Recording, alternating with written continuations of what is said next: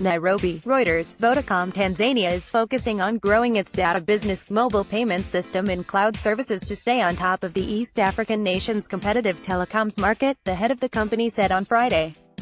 A general picture shows the skyline of Tanzania's port city of Dar es Salaam, July 12, 2013.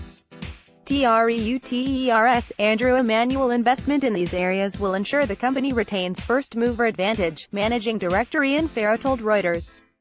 Vodacom controls 32% of the country's 40 million mobile subscribers, ahead of companies including Tigo Tanzania, a subsidiary of Sweden's Millicom, and a local unit of India's Bharti Airtel. In 2016, Vodacom launched a payment system enabling its 8 million mobile money subscribers to make payments to more than 10,000 merchants, from small shops to restaurants. "I'd like to see this get to 100,000 merchants in the next couple of years, so that everywhere you go you can pay using M-Pesa," Ferrao said. A little more than half of Tanzania's total mobile subscribers have mobile money accounts, national regulator data shows, suggesting room for growth. If you just look at China, where 90% of payments today are made through a mobile phone using various apps, it has completely transformed the Chinese economy. Ferrao said, "I think Tanzania can be the leading country across Africa driving this mobile payment strategy. Another growth area is data," he said.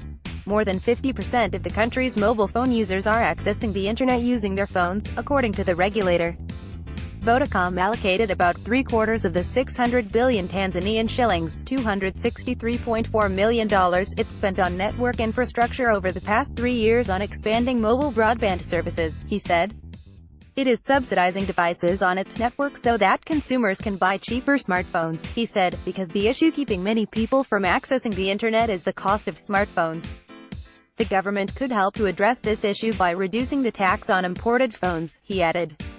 Regulatory uncertainty and taxes on mobile operators that Ferrao said are among the highest in Africa are creating barriers to more investment, he said. Close to 40% of the company's revenue goes on taxes, directly or indirectly. That high taxation just brings a barrier to unlocking the levels of investments that are required to be growing next-generation networks. Ferrao is leaving Vodacom in June after leading the company through a $213 million initial public offering last year.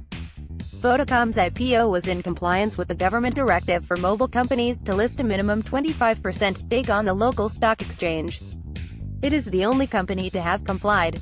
Vodacom has also begun offering cloud technology to businesses. Reporting by Omar Mohammed, editing by Maggie Fick and David Goodman.